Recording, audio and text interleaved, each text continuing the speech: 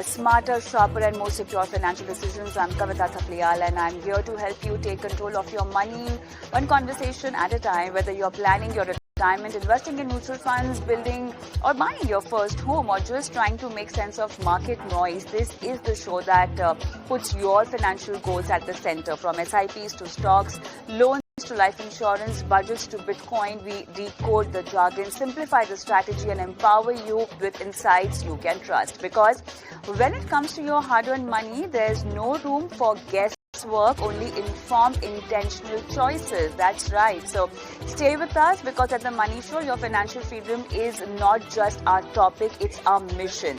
And you can also be a part of this show. All you have to do is just send across your questions. If in case you have any financial portfolio related queries, any question about your financial goal, you can WhatsApp us your queries on our WhatsApp number, which is 865-797-4571. We also have an email ID where you can send across your queries. The email ID is themoneyShow@etnow.tv. All right, so let's begin the show. And okay, so we will be talking about the AMFI numbers over here in the beginning. And as we all know, the numbers are out, and let's decode the numbers more. I have with me Sunil Subramaniam, market expert. Sunil, hi, good evening and welcome to the show. Hi, good evening. You know, because we are also talking about we're talking about AMFI numbers over here, Sunil. I want to understand, because we've seen a 22% fall in equity inflows. You know, the number is around 19,013 crores. Now, how do you interpret this kind of a sharp fall? Is it just profit booking? How should we look at it? Or do you think it's something deeper? No, I think you said right, it's profit booking. So let me explain this. Give me a couple of minutes to decode this data for you, okay? So first of all, as you correctly said, the net numbers are 20% down. But the net is basically gross sales minus redemptions, right? And if you go and analyze it, and I've analyzed the AMFI data month on month from a gross sales perspective too, and I'll tell you something, that gross equity sales is flat month on month.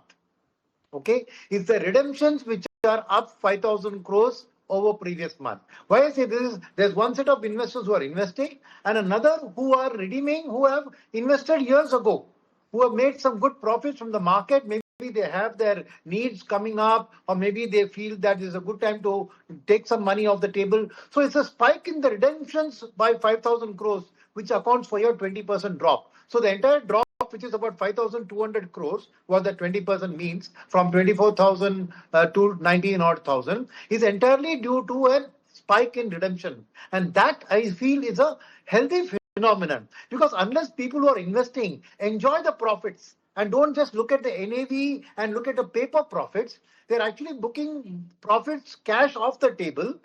That's a healthy sign for a developing capital market. It means the people are enjoying the fruits of their investment. So I don't see any cause for worry, because month on month, if you take the gross sales, they are about 56,700 crores flat.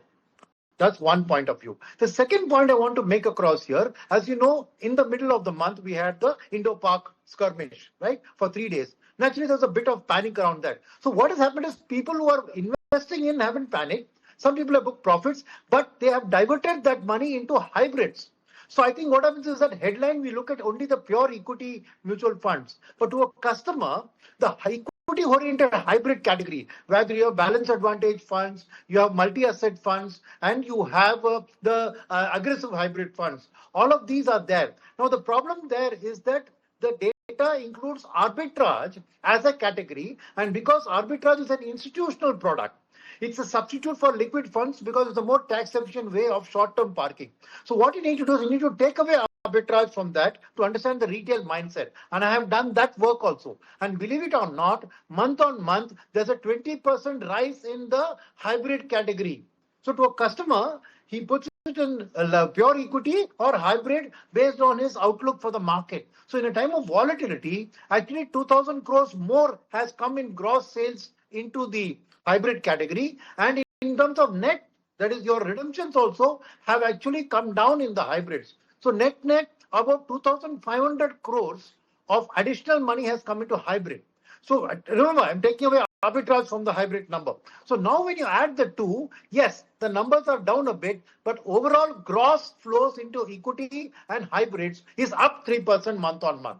So I don't see any cause for worry. Some people, what they've done, they've booked profits from their existing equity investments. Some people, what they've done, they've reallocated that money from a pure equity fund to a hybrid fund, which is very smart thinking in a volatile time frame. Exactly. So, sir, exactly. So, if it is not something to worry about, we also want to understand the investor behavior, which you've been stressing on. Also, if we look at a divergence, in lump sum flows which are weakening, would you be calling it an HNI shift in investment strategy? Because SIP inflows are intact. Also, one more thing, large cap fund inflows have fallen over 50%. Now, is this a lack of faith, stability, focused funds, the lack of faith over there, or are investors simply chasing alpha elsewhere? How can we interpret this particular action for retail investors and for HNIs? So, Kavita, again, I draw your attention to the fact that the SIP number is a part of the gross sales. It's not a part of the net sales. So as a gross sales month, the last month was 56,750. This month was 56,600. So there is no drop in the lump sum and increase in the SIP. It is roughly the same. The SIP book is roughly the same. The gross sales are roughly the same. It is a redemption of the older investments which has caused this drop in net flows. So there's nothing to read here. There is no change in the behavior. In fact, I would say that diversified funds, which is large cap, flexi cap, multi cap, still account for 50% of the gross flows. Sectoral funds account for 20%, and the balance is mid cap 12% and small cap 11%. I'm talking about gross flows, mind you. So the right way to look at it is in terms of gross flows. So there is no cause for worry because the proportion of the SIP is roughly the same as the percentage of gross sales. Only when you look at net, it looks like sharp difference. So please, I would encourage all your viewers not to get worried about this. This number of SIP flow book is going up month on month. The SIP gross flows minus SIP is about 1% down, because total gross flows are about 0.3% flat month on month. So there's absolutely no cause for worry. This reallocation that you're seeing in terms of a large cap drop is the net side. People booked profits there. And I'll tell you where they have booked profits the most. They booked the most profits. Their 77% rise in redemptions was in the value funds. So as you know, value had a very good run over the last few years, but now people are clearly saying that this is the time when valuations are fairly rich. So the value has probably had its play. So some people are booking profits in their value funds. So value funds, for example, last month's redemption was about, I'll give you the exact number, 1,600 crores. This month is 3,000 crores. So there's almost 1,300 crores increase in redemptions in the value category. That accounts for a significant proportion of the drop. So on a gross sales basis, month on month, equity sales are flat. SIP book has grown. So I'd say that the customer has remained strong and sensible in this period. They have just allocated a little more to the hybrid category, which is less volatile in a time when the Indo-Pak war was there. But overall, customer confidence in India's story remains intact. Right. One more question. AMFI data shows a rise in cash holdings across fund houses, around 2.15 lakh crores. You think fund managers are playing it safe or timing a correction, or you think it's not that of a big figure for us to even talk about? So this was actually 2.5%, 2.62% the previous month. It's come down to 2.15%. This month, actually, DIS, in the month of April, they had built up cash balances because the domestic earnings season was not completed. Now, the earnings season being completed, they have clarity, and the earnings, the year-on-year earnings show fairly healthy for mid-cap and small-cap. So this month, actually, domestic fund managers have started deploying.